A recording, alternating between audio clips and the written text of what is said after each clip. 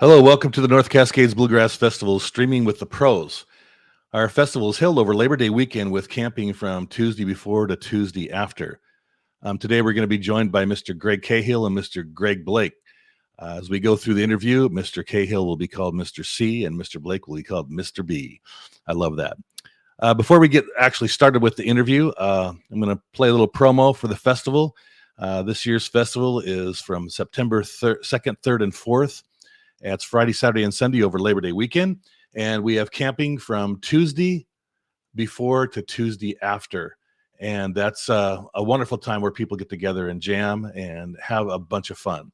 This year, we also have something special on Saturday evening after the last show, which is called our Pro Jam. And the Pro Jam is a jam that's put together for the pros. This is not the audience jamming. These are pros jamming with other pros. We'll have 3 locations. If everything goes well, we'll have gourmet hot dogs for sale, and it looks to be a good time. And we have the opportunity for advanced players to be able to sign up to be able to jam one song with the pros. So be sure and not miss that event. I'm going to show you now a little promo that's kind of meant to be a little bit humorous in the beginning, then we get into real bluegrass.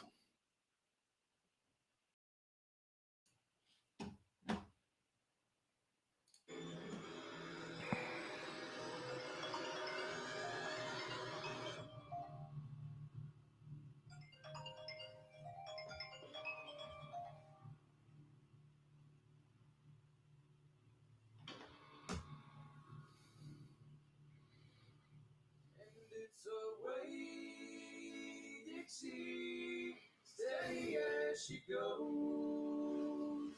on her way down to the Gulf of Mexico.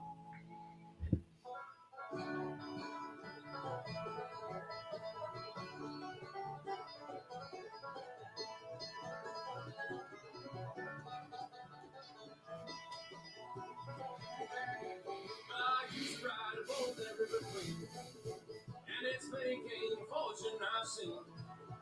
Well, once I lost $1 million, but I want it back again. Away from Baton Rouge to New Orleans, yeah. I'm Mississippi, roll along, that lazy river sing song. And it's away, Dixie, steady as she goes, on her way down to the Gulf of Mexico.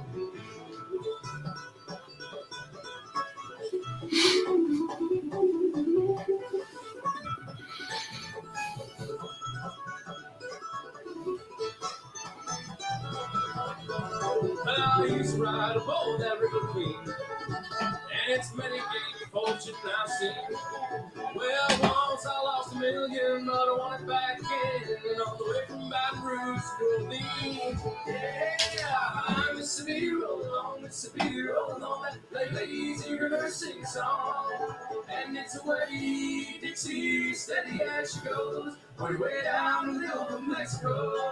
And it's away, Dixie, steady as she goes, on your way down to the Gulf of Mexico.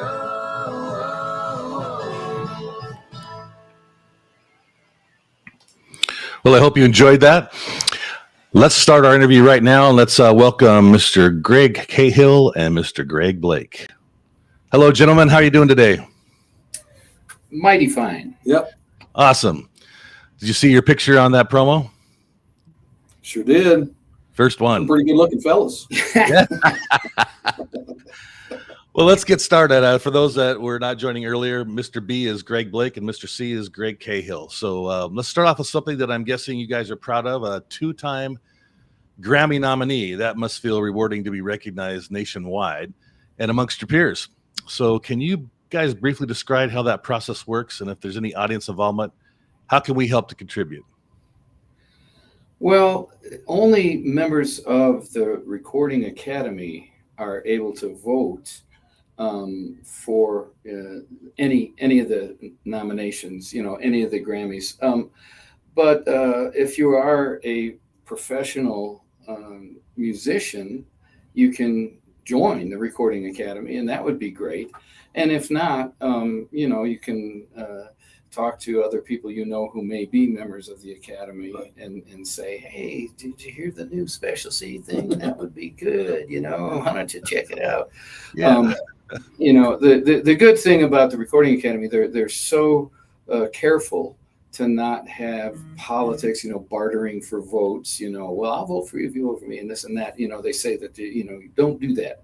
They're trying to make it a really honest election, or to get the real input of all members of the Academy in the different categories. You can only vote in 10 categories, so you're not voting for something you know nothing about, which is great. Yeah. And then they have basically three, everybody can submit an album, a recording, whatever. And then they pare it down with how many votes you get to the second ballot. And then, you vote and then a third ballot. So it's a very involved process. But it is for people who are, and once you're nominated, then you can automatically become a member. And there are requirements, if you play music and even play part-time, that's fine. But if you're not really, you have to meet some of the requirements to be able to be included. So it sounds somewhat similar to like the IBMA nomination. Very similar. Yeah. Yeah. So speaking of which, you guys got a nomination this year for the Collaborative Recording of the Year, and Greg Blake with congrats, both of you, by the way, with the Male Vocalist of the Year. Tell us about the collaboration on Blackbird. Well, we've been with Allison with Compass Records for 10 or 12 years now, 6 recordings. And we always like to, we record in the Compass studios in Nashville. And there's so many great musicians who are friends, it's a small community. So most of us know everybody in the bands, and we just like to make it a fun event. Often we bring in fact, on every record we've done there, we bring in friends to just enhance and to share the joy. We always have a really great time working on the recordings and just trying to share the music and connect with our friends and fans. And so on this one, we were really fortunate to have Amanda Smith come in. We've never been able to get her on a recording. She's been touring and recording on her own, of course. And Dale Ann Bradley, who we've had before, and she's just so great and always willing to jump in and have fun. Yeah. And we got Rob Ikes, who's been on a bunch of our recordings. It's like he's the 4th or 5th member of the band, kind of, Yeah. And then Allison, on the first one that she produced, we did have a recording that was already recorded that came out on Compass. That was our first one. And then the first one she produced was 2012, called Scratch Gravel Road. And I had written an instrumental, and took me months to get up the courage to ask her if she would play twin banjo. And she said yes. So that was great. So now we have twin banjos on all the recordings we've done with Compass Records, and that includes the song Blackbird.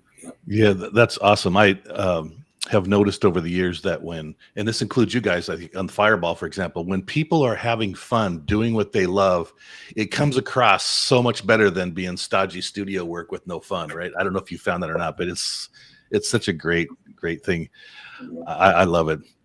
Mr. B. And we're also, we'll add, they have a Momentum Awards in the IBMA for the young people coming up, and I think you have to be under 30 or something. I think so. Yeah. Yeah. I think that rules me and you out. Yeah. Well, if they can do 2 or 3 times 30, maybe. So I have to take this time to actually plug the North Cascades Bluegrass Festival. When we started out as Hovander, and for those audience and people listening, Special Consensus was our first main stage band on the very first year of our start of our festival, and that was 7 years ago. And so we're real happy to have Special C back. And I will tell you that in our 3rd year, we were fortunate with our fans. They nominated us for the Momentum Best Festival of the Year, and we made it in the top 5. And that was just a great feeling for just never doing a bluegrass festival ever and getting that. So that was we didn't win, but we were in the top 5, so we'll take that all day long. Big nod, yes. Big and nod. Well, and what I was getting at is Michael Pruitt, our new mandolin player, he hasn't even been with us for a year. He's in the top 5 now for instrumentalist. For That's awesome. Award. Yeah, so we're real happy about that. And you're all coming to our festival. I love it. Yeah, yay. We love that too. We're glad we're coming back. Yeah. Mr. B, tell us how you're feeling about the nomination for Male Vocalist of the Year. It must be quite an honor. Well, David, I can't be more happy or more honored. I mean, it almost seems surreal, even when I got the announcement that, my name was right up there against some of my heroes, Dale McCurry and Danny Paisley and Larry Sparks, those guys who I've been listening to for years and even modeled, how to sing and bluegrass and how to present to an audience. And, I feel like I'm already a winner just being named among that class of singers. Well, most people Rick too. I mean, Rick Ferris, great young singer and former Special C member. Right. So, Greg, one of the things that has been special to me is most people get to hear your voice through a sound system or in a jam. When you were with Jeff, we had a on stage situation and I was so nervous and so thrilled I couldn't talk straight, but we did Little Girl Tennessee and you came up and did harmony in my ear. Oh, man, brings tears to my eyes. It was so good to hear your voice right there. I was going, wow, that's why he's so good. It's right there in the ear. You can't get any closer than that. It was awesome. So thank you for that thing. So anyway, I hope you can still hear because sometimes I'm a little on the loud side. Oh, that's okay. It was awesome. I was thrilled. I mean, those little things in life mean a lot to people. So I appreciate it. More welcome. That was fun. So, gentlemen, what are some of the pivotal experiences in your life that have guided you into continue contributing to bluegrass music? Mr. B, how about you start us off? Well, I mean, I haven't always been a full-time musician. And a few years back, I had a chance meeting with Claire Lynch and Mark Schatz. And we jammed all night at a festival there in Denver that they have in the winter. And then they were coming back through. Claire was playing another Colorado gig later in the year.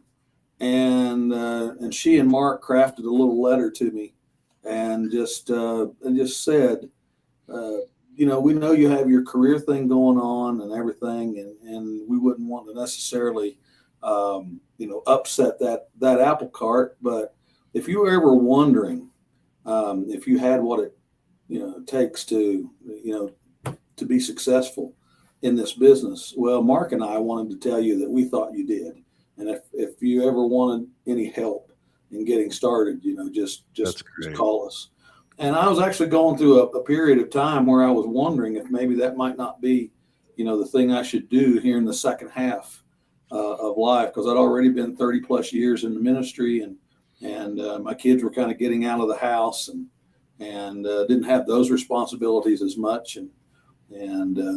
So when I made the decision to do that, I turned to my wife because that would have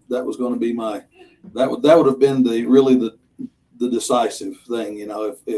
If she wouldn't have backed me, then I wouldn't have done it. But she said, no, you go right ahead and do it if that's what your dream is, because I don't want us sitting on the back porch in our rocking chairs in retirement and all you can talk about is woulda, shoulda, coulda.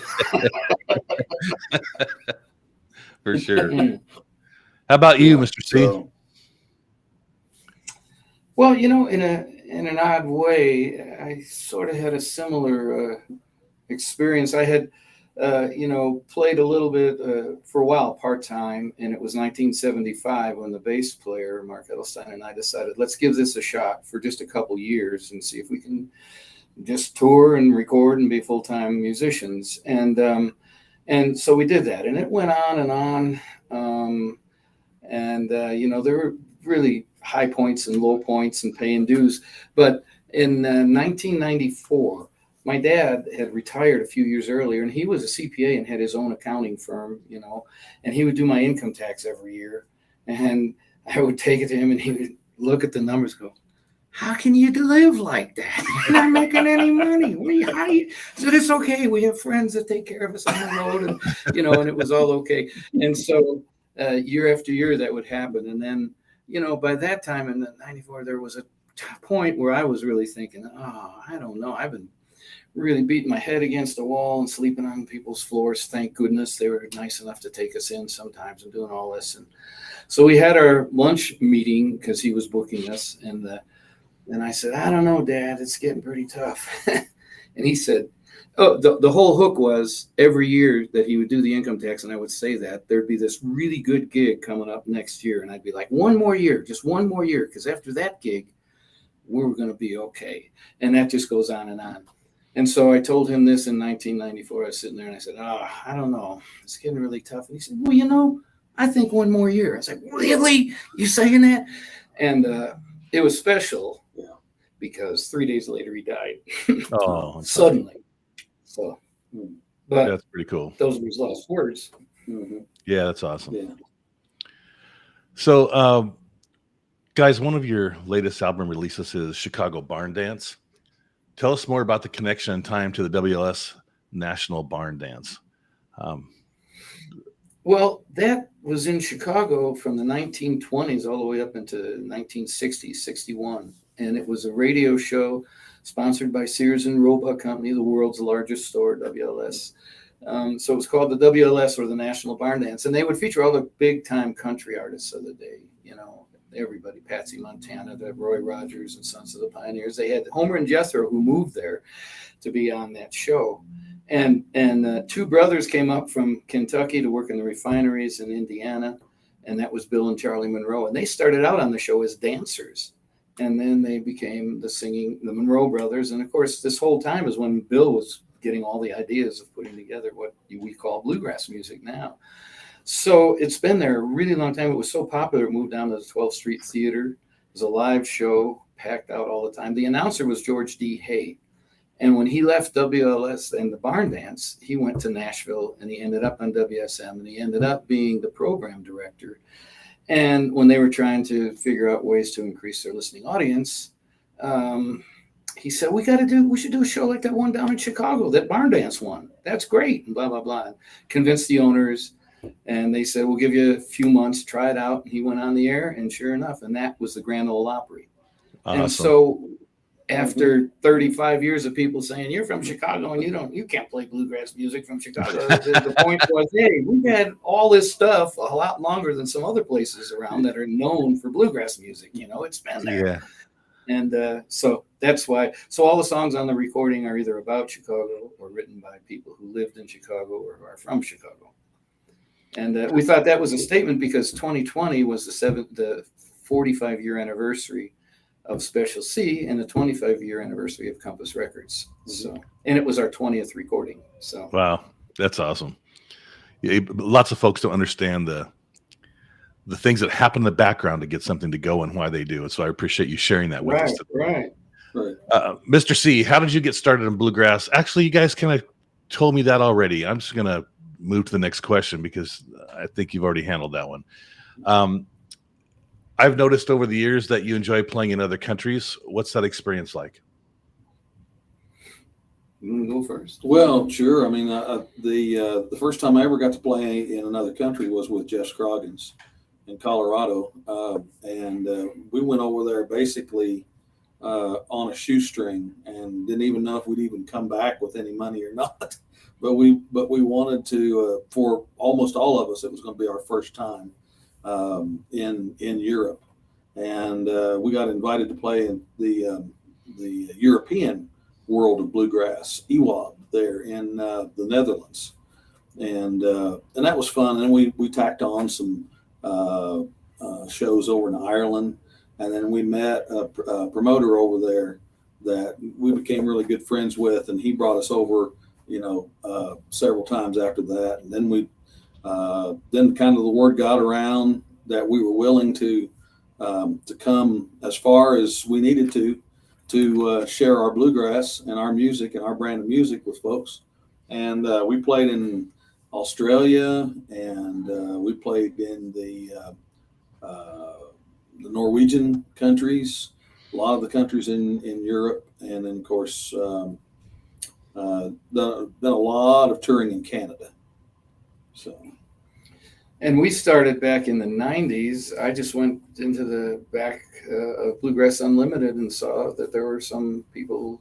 There was an Irish Bluegrass Music Association and a European one, and started writing letters. That was before any of the even phone calling over there, because that was so expensive. But so I set up a tour, and that was probably in the maybe 94, 95, and went over. And then so we've been going every other year back to Ireland and England on that continent since then, except for we missed this year. We usually go in the even number of years, but because of COVID, of course, we got pushed back. It all got canceled. But we're going in January. We always go in January, February, and we've built the tour to about 25 days now.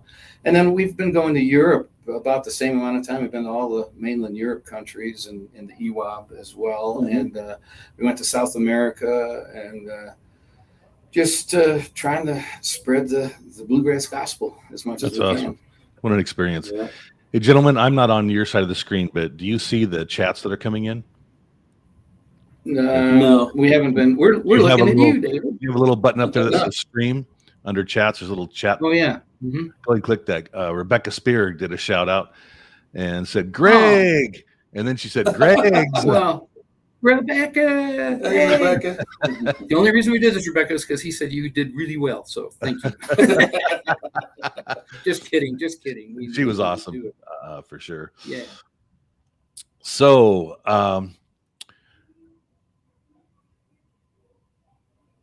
Mr. C, you are a well-respected musician, and I think with a heart of gold, a love, promotion, and education of bluegrass. To wit, tell our listeners about the traditional American music program you started. Well, that just started. That was back in the 80s.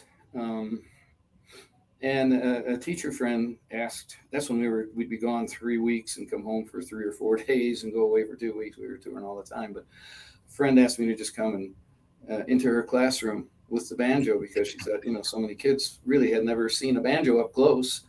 And so I did, and then talked a little about bluegrass music, and it was so well received that the teachers in the other schools. And so I went and did it whenever I could. And this is when Chris Jones was in the band. So I asked him, hey, you want to do this? So we'd go together and do it. And pretty soon the whole band. And then, so I wrote up a little study guide and revised it many times, adding to it. And we called it the Traditional American Music Program, or the TAM program. And it's just basically we'd go in and play a bluegrass song and talk about the music, and Bill Monroe and kind of the roots of the music. And each person would describe their instrument and where it came from and how you play it and how you tune it. And then, we'd be playing songs or tunes throughout, gospel and then vocal, show them how we did harmony singing. And it was about a 45-minute program, and it became really successful. And so I applied to be on several of the Arts Council touring rosters in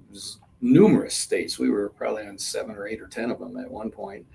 And so, yeah, we'd go into schools sometime. I mean, we went into Owensboro through the museum, through Gabrielle when she was there. And we must have done 4 schools a day for a whole week. Just wow. Bam, bam, 2 in the morning, 2 in the afternoon, just getting in front of as many kids as we could. And that would be not so much classroom anymore. Now they were bringing, half the school into the gym, or go into the auditorium and bring the whole school. So it could be anywhere from, 50 students to 2,000 students. And we just kept doing it. We do it occasionally now. There used to be grant money for that, and we never charged a lot. What we would do is tack it on if we were coming to a town. Let's say we're going to Pittsburgh, and we would just check with some school, or see if there were any teachers we knew, and if they would like us to come in and for a few $100 do a presentation in the afternoon and then play the concert at night. So, and then we figured a few years ago, I think it was Wayne Bledsoe with Bluegrass Now. Somebody wanted to know how many kids, just an estimate. So I went through files and files. Our good buddy Tom Lang from Michigan used to book us all the time in schools there. And I think I know we've been in front of probably at least 1 million kids over that time since 1984. That's great. Mr. B, I love bragging on my kids and my family. If it's not too personal, can you tell us about your family? Then Greg's, Mr. C, same thing. Yeah, sure. Well, right now My son has been married a few years, and he and his wife, my daughter-in-love, I like to call her instead of daughter-in-law. That's awesome. I'm gonna have to use that. That's Yeah. great. And they have blessed us with a grandson, our very first one. He's 9 months old. His name's Levi. Congrats. And yeah, he's crawling all over the place. They can hardly catch up with him and keep up with him. And he's pulling up. He's going to be walking pretty soon. And I'm guitar shopping for him. So Good. and then my daughter, she still lives with me, and she's working 2 jobs in the restaurant business. She works at one of the greatest barbecue places in Kansas City Joe's Barbecue, and then works at a tropical smoothie cafe. And then she's also going to school. So she inherited her mom and dad's work ethic. You know, no margins in their life. So, but she's been on the every semester. She's been on the president's list with 4.0. So. Great. She's doing great. And then of course, you know, a lot of people probably heard by now, but you know, a few months ago I lost my wife unexpectedly. Yeah. And you know, to a brain aneurysm, and she was the picture of health, and neither one of us knew, you know, that she had that going on, but just kind of snuffed out. And so life's been pretty different. Yes.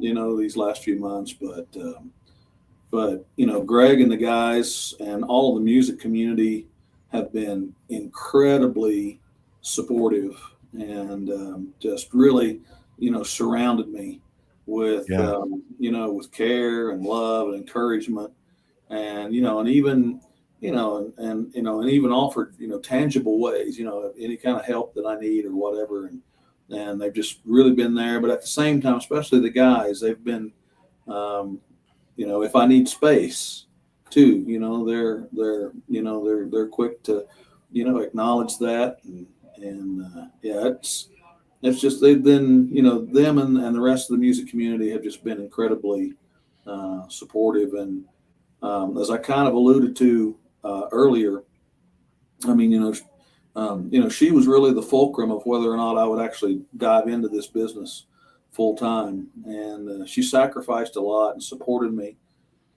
fully in it, in the decision to do this. And I feel like now, as things are, you know, starting to kind of come together, that it's almost you know, a sign, or definitely an encouragement to me to you know, to keep going, if even you know, even more forward and more full force, you know, in her honor and in her memory.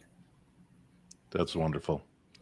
Yeah, I'm sorry for your loss, by the way. It was really interesting to see a live example of that support you're talking about when you were going through this time, that you mentioned your buddy Rick Ferris has stepped in for you to fill in when as a prisoner. Yes. That was pretty awesome. I thought that was he did, like right at the drop of a hat. And, yeah, you know, he stepped right in and helped out there. Yeah. Mr. C.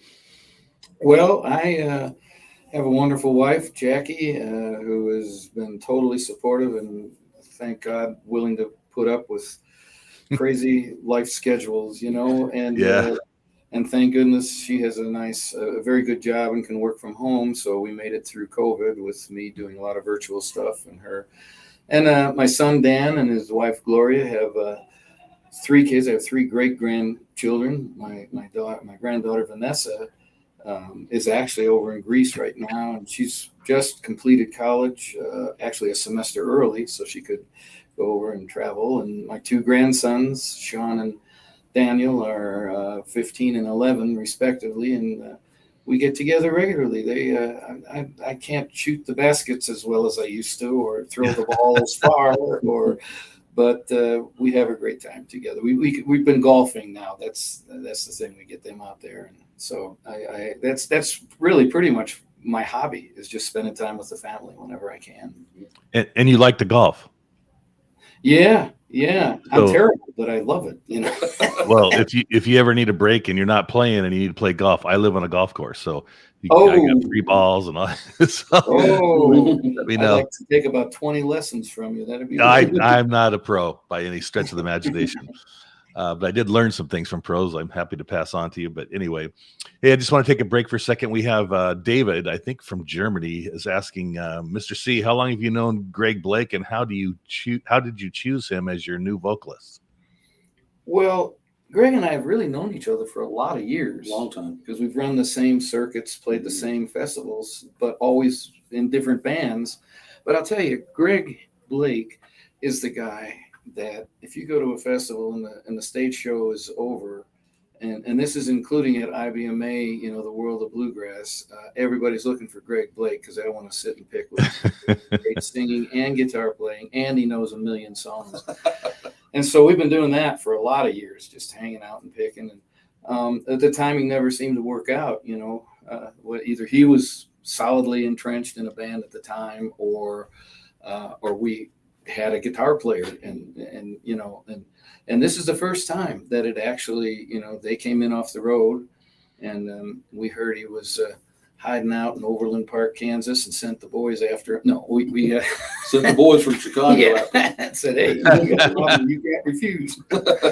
No, so it worked out just great, you know, and I think we have such a great mutual respect, and it's worked out as great as we thought it would. I think we have our heads in the same place about music and about just personal just behavior and lifestyle, and it's all right there. So as it is with Dan Eubanks, our great bass player, who's been here 9.5 years, and Michael Pruitt, the new guy, and we kid him about being the millennial, but we need him because we don't know anything about that stuff. So he's great, in addition to being a great singer and player. Yeah, when our phones and iPads and things need upgraded, we just give them to him. Yeah, there you go. What's going on, Michael? Yeah. This year, I was thrilled when I heard that you were joining Special Consensus, and I immediately talked to Daniel, our co-founder. Daniel Tepper is the other co-founder of North Cascades Bluegrass Festival. So I think it's our first twofer, because we were going to get Greg, and we were looking at Special C, so we were able to combine them together. And we've been waiting a while, and I really appreciate for hanging in there, coming back to us each year to have the schedule. And so I can hardly wait. Well, I do have to mention one thing. We have a wonderful booking person too, Maria Nato. And without her, we'd be sitting at the house. Yeah, she's just fabulous, and that's the fifth member of the band right there. So, well, a big shout out to her, yeah, because she does. You guys do a great job. Let's see, what do I want to talk. You mentioned Jethro Burns earlier. He's one of my favorite mandolin players, and I started out on mandolin, and then unfortunately my mom passed away, and she played bass, so Dad gave me her bass, so I hung up the mandolin because I play saxophone. It was hard with my. You see how that little goes out? That's the G sharp key. It doesn't happen on the other hand. It's just normal. So trying to get my hand around a mandolin and trying to get it, I just said, okay, never mind. I'm going to go to bass.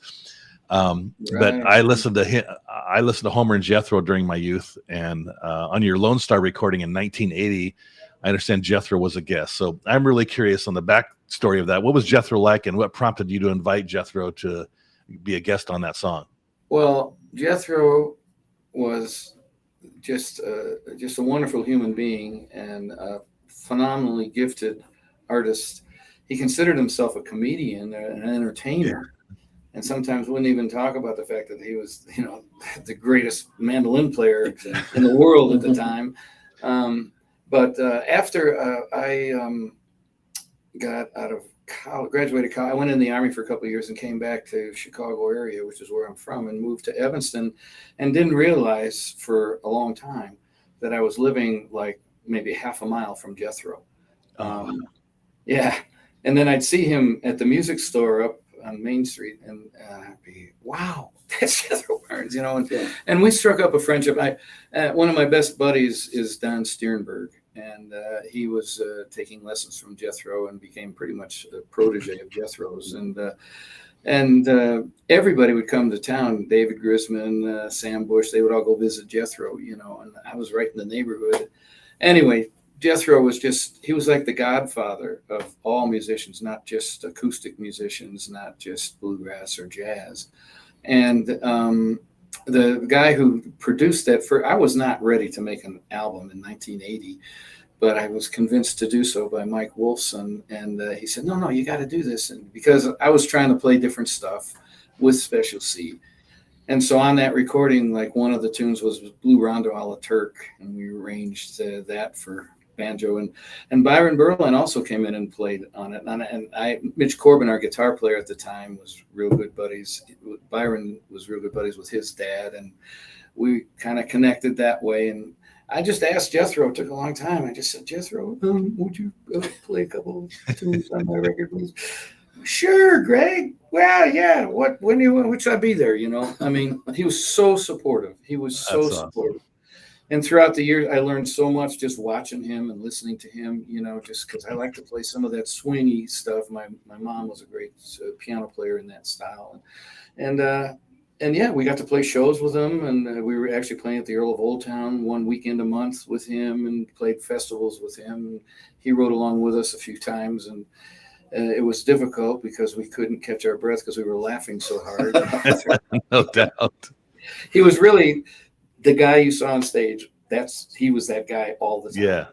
He was great. The music just poured out of him, Wow. He didn't even think about it. It was just an unbelievable experience. When I was younger, I had his almost full album routine down by memory. And when my dad will kick on his dobro and do Your Cheating Heart, I do Jethro's version of that. Your cheating lungs will collapse on. It's just like crazy good stuff. So listen, I promised you guys a fairly short interview, so I'm going to skip ahead to our Dirty Dozen rapid fire. And this basically is going to be quick questions. We'll go with Mr. C first and Mr. B on each question. And before I do that, Rebecca Spear said that he has a hybrid 152. Who was that? Was that you guys? What was that? What was that? Ford F-150 hybrid? Okay, she must have been talking about me. I can see the puzzle on your face. Yeah. I was going to say, I got one too, but never mind. So let's go into rapid fire. And here we go. Okay. What are your favorite hot and cold drinks? Coffee, beer. Hot drink? Yeah, coffee, and those new flavored sparkling waters, like bubbly and all of those. Yeah, okay. I'm really getting into those. I like water too. Hey, it helps. What's your favorite thing to cook? Steak on the grill or salmon. Mr. B? Brats, nice. What's your favorite country to visit? Ireland. Who's the most famous person you have ever met? I'll go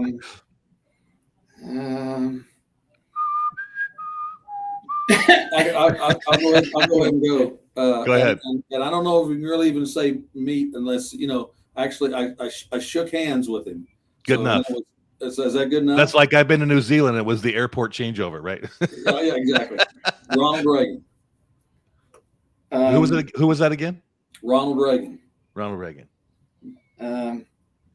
I'd say Jethro Burns or Joan Baez, maybe. Or okay.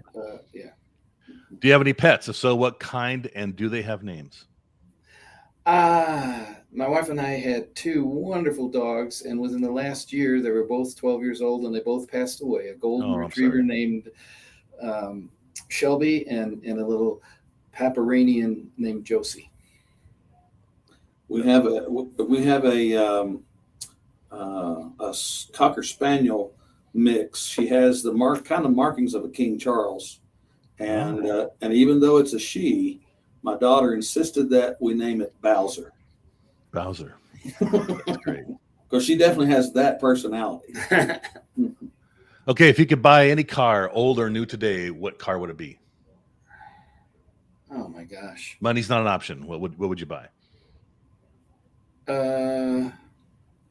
Geez, that's a really hard question. That is a hard question. I like a bunch of them. Yeah. I can't make it too easy. Because if money was no option, it would be two. Okay, what two? 69 Camaro. Uh-huh. And a newish I really like the Chrysler 300s. Okay. And I would probably go with a maybe 68 Corvette. Oh, yeah. Oh, that's a nice one. And maybe newish, oh my gosh, probably a I don't know, maybe a new Porsche. Okay. Yeah. So approximately how many nights have you been on the road this year? Just a guess, but it doesn't have to be specific. Just curious. January, February, March. So this is the 8th month. Yeah. Oh man, 100? maybe not quite, but yeah, probably 75 anyway. 75 probably. At least. At least 75. Wow. Yeah. Oh Dedication. yeah. Mm-hmm. Because All it right. started out real slow. You know, we didn't really start Yeah. getting out until like March maybe. So Mr. C, if you could buy a banjo, and Mr. B, if you could buy a guitar, and price was not an issue, what instrument would you buy? What kind?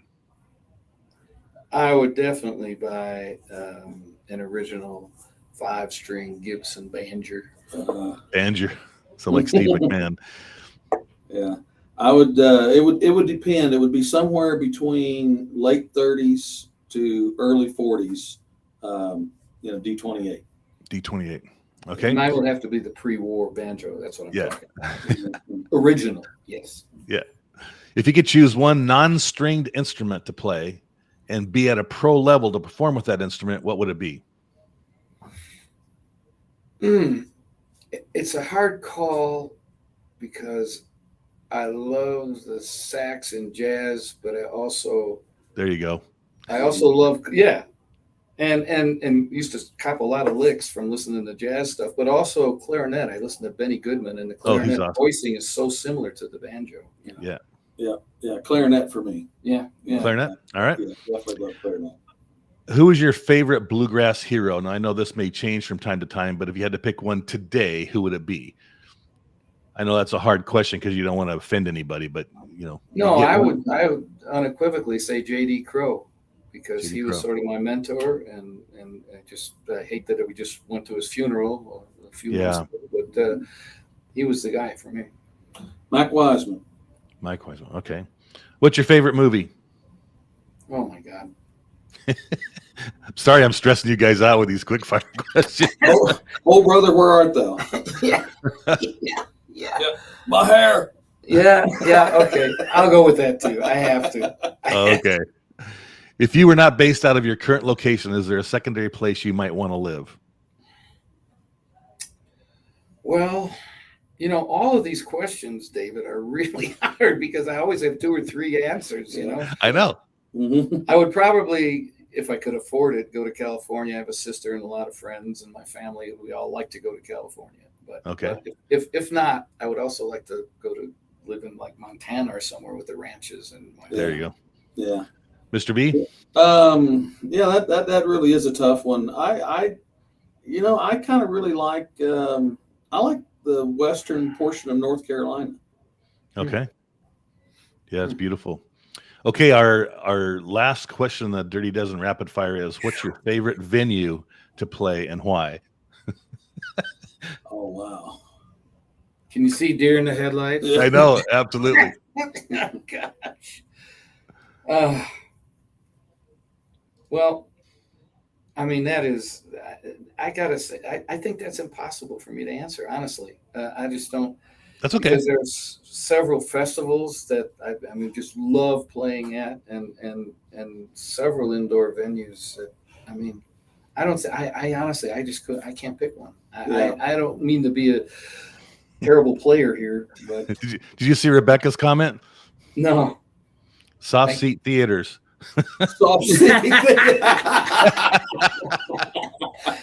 Thank you, Rebecca. You helped. Yeah. Exactly. Yeah. Well, I'm gonna go real general and not say a specific venue, but I really, really love to play a house concert. Oh. I love it when there's like less than 60 people in either a den, a living room, or maybe it's a small listening room. Maybe it's not even a home, maybe it's just a small listening room, and everybody there is just, I mean, they're just fully engaged. And then I feel like I can sing to every one of those people that night. That's great. Well, listen, I want to give you guys the opportunity to chat about a couple things before we go. One of the goals of my interviews is to help promote and help others understand you guys and learn about Special Consensus, what you're doing in the world, and your contributions. What would you like to share with our listeners? Upcoming releases, maybe, or special places you'll be after the festival, or anything that's on your mind that I can help promote you?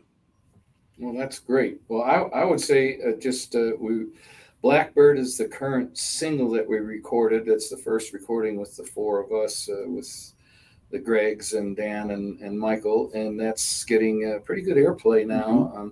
And we're going to, and just this week, and just this week, it was number 17 on the Bluegrass Today chart. Yeah, that's right. So we'll be finishing up that recording and releasing that in the first quarter of 2023. And maybe just check us out at specialc.com. We're traveling more and more. I mean, we got a pretty full schedule actually this year and part of next year. And we just hope you can check us on Facebook and Instagram. And we love to see all our friends. And we're finally getting to do that after the 1.5 year hiatus that we all had. So. Well, guys, you've got a new recording coming out too. Yeah, I do. Yeah. I've got a new recording. I've had a couple singles have been released on. I'm with the Turnberry Records. I have it so good, David. I get to work with a well-established, long-running record company with Compass, and then I also get to work with some of the greatest people on earth. Keith Barnacastle and Rebecca with Turnberry Records, and we got a great team there, and they've been wonderful to me. And I've got a couple of singles out on a new solo album that's coming out, People, Places, and Songs. And then also the current single is I'll Be Loving You, which was written by David Stewart and Taylor Coram. And those are doing really well, getting a lot of airplay. So, have you guys ever heard the Mac and Polly song? Mac and Polly, no, huh? Oh, Rebecca said she's going to make Greg B sing the Mac and Polly song with her. So that'll be something you guys can get together. There you go. I got some wood shedding to do, it sounds like. Yeah, you got some wood shedding to do. Well, guys, before I forget it, I really appreciate that you guys are coming to our festival. You're a big name, and it really means a lot to us. And I can hardly wait to hear you guys. It's going to be a fun festival. And thank you for coming, and thank you for taking the time. I know you're in a hotel room and just taking the time to come in and do this interview with us to help promote our festival and allow me to help promote you. So before we go, one last question. If you have only one message to provide to your fan base and to the audience listeners, what would that message be today? Be kind and happy. Mr. B?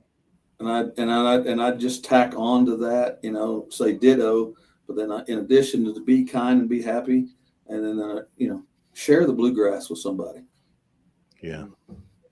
Well, gentlemen, thank you again. Just as a quick reminder, our festival is next weekend, September 2nd, 3rd, and 4th. We've got camping from Tuesday to Tuesday, and it is guaranteed to be a blast. We'll hope to see you there. You can buy tickets on our webpage. Mr. B and Mr. C, thank you again. Love you guys. Hey, we'll see you soon. Love you guys too. Can't wait to be back at the festival. It'll be great. Take care. You too. Bye, David.